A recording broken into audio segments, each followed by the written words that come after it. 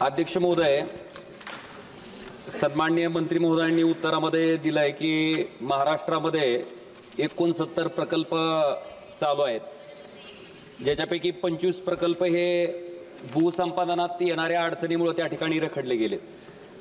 अध्यक्ष महोदय, मला आपल्या माध्यमातून मंत्री महोदयांना सांगायचं आहे की NH 211चं ज्यावेळेस 10 वर्षापूर्वी भूसंपादन झालं सोलापूर छत्रपती संभाजीनगर हायवेचं, त्यावेळेस लक्ष्मीकांत शंकरवीर नावाच्या शेतकऱ्याला प्रति गुंठा 2,30,000 रुपये इतका मावेजा मिळाला होता।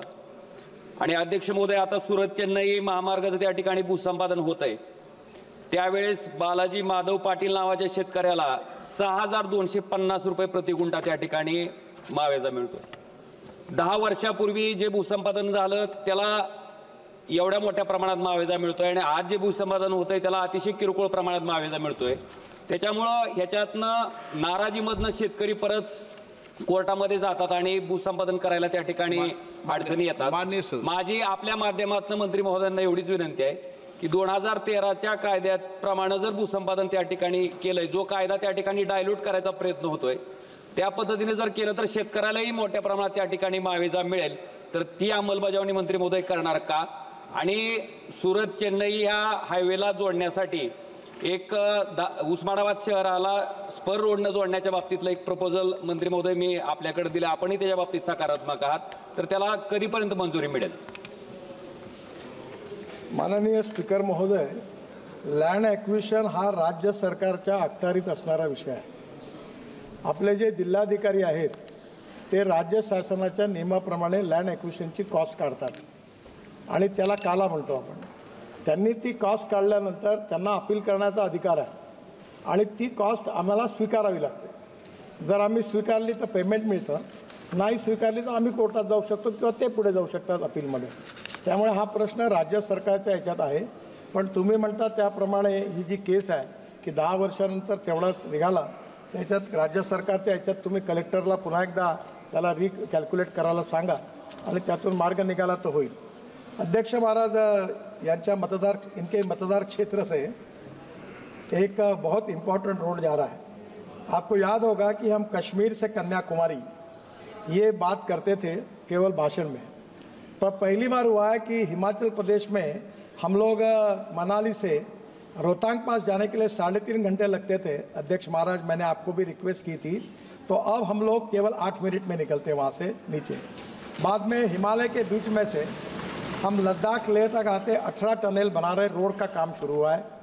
वहाँ से हम आते आशिया की सबसे बड़ी जोजिला टनल, जिसके लिए मैंने आपको रिक्वेस्ट की थी कि आप पार्लियामेंट कमेटी के साथ आइए। वो वर्ल्ड की, अपने आशिया की सबसे बड़ी 11.6 किलोमीटर है और मुझे कहते हुए आपको अभिमान होता है कि ये टनल की एस्टिमेटेड कॉस्ट 12,000 करोड़ थी। हमने 1 साल मेहनत करके वो 5,600 करोड़ में 5,000 करोड़ इसमें बचा है। वो टनल का 75% काम पूरा हुआ। फिर झेड़मोड़ टनल आती है, जहां अभी आतंकवादियों ने हमला किया था हमारे कैंप पर, वो पूरी हो गई है। आज प्रधानमंत्री जी की डेट उसके लिए हम लेकर उद्घाटन करने वाले हैं। फिर हम श्रीनगर आते हैं, श्रीनगर से जम्मू के बीच में 18 टनल बन गई है और दिल्ली कटरा एक्सप्रेस हाईवे से वाया अमृतसर हम दिल्ली आते हैं और दिल्ली जुड़ने के बाद आपके मतदार क्षेत्र से आगे ये मुंबई दिल्ली हाईवे जो है ये सूरत जाता है।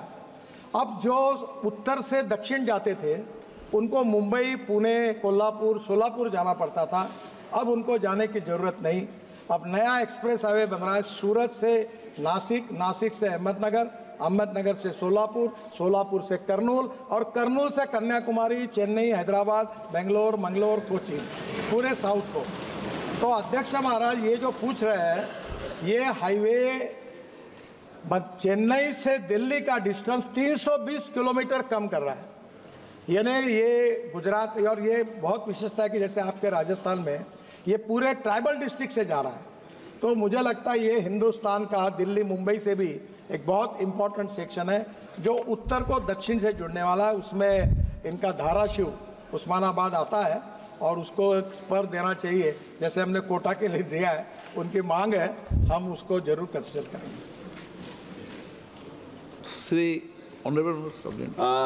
एक महत्त्वाचा उमरगा सोलापूर राष्ट्रीय महामार्ग क्रमांक 65 2014 मध्ये मंत्री महोदय याला वर्क ऑर्डर दिली गेली आणि जवळपास आता 2024 उजाडत आहे. खरं तर 2.5 वर्षात हा प्रकल्प पूर्ण करणं अपेक्षित होतं, पण दुर्दैवानं आज 10 वर्ष झाले तरी तो रस्ता काही पूर्ण त्या ठिकाणी होत नाही.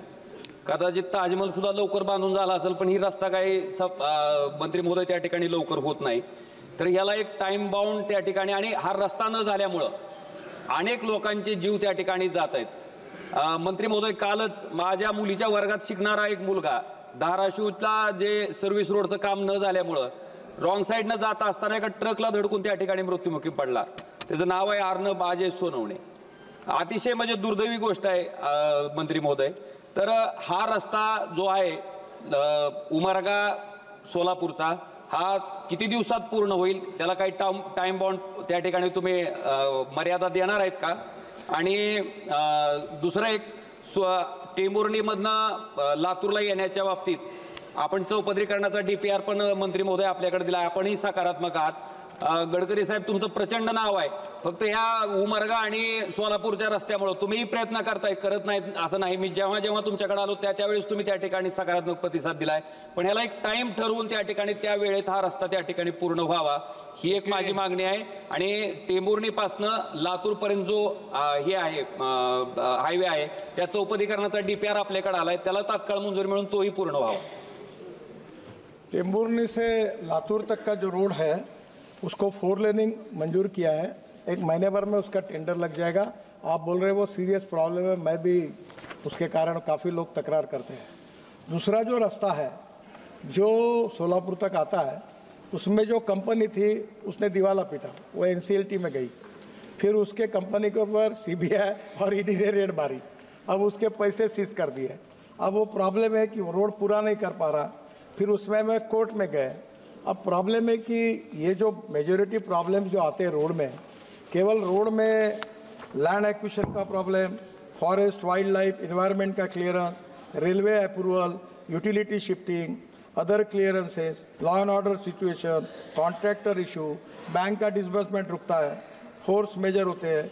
और इसमें कॉन्ट्रैक्टर ने दिवाला पीट दिया, वो NCLT में गया. हम वो शुरू करके दूसरे को लाए, उतने में CBI और ED की रेड पड़ी. उसके अगेंस्ट वो कोर्ट में गया, तो कोर्ट ने भी उसमें स्टे दिया. तो ये बियॉन्ड कैपेसिटी कुछ प्रॉब्लम्स है. पर आप जरा आज क्वेश्चन आवर के बाद मीटिंग है, सभी MP आने वाले हैं, आप आ जाइए, फिर से कुछ वे आउट निकल सकता है क्या, मैं कोशिश करूँगा. श्री संजय हरिभाव जाधव.